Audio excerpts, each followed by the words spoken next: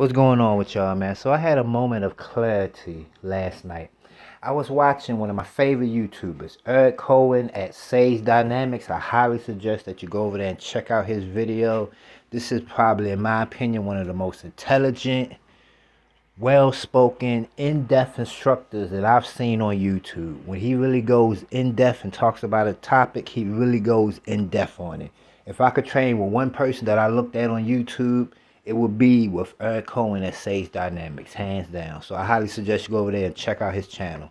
But he just dropped a video, and I had a moment of clarity. You know how people use that analogy when a person goes to the church and they feel like the preacher or pastor talking directly to them?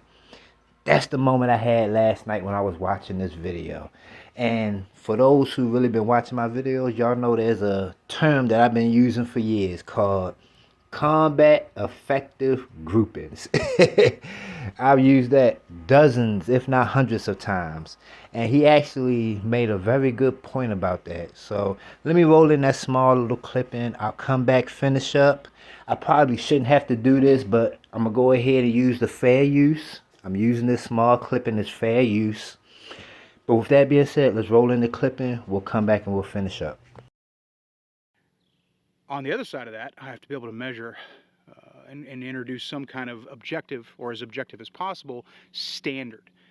When you practice on your own, you usually work on stuff you're already good at or stuff you're at least comfortable with. So it's hard to exceed.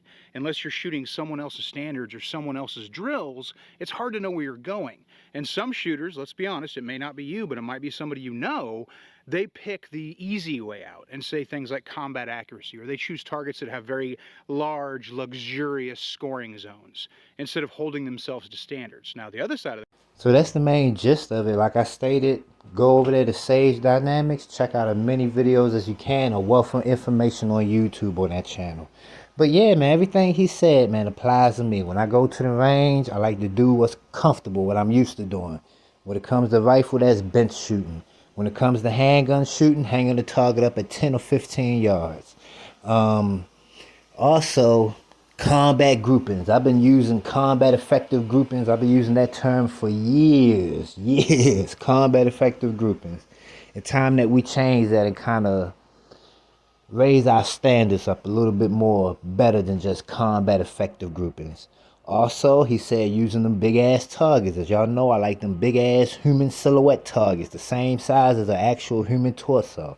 We need to start using more precision based targets.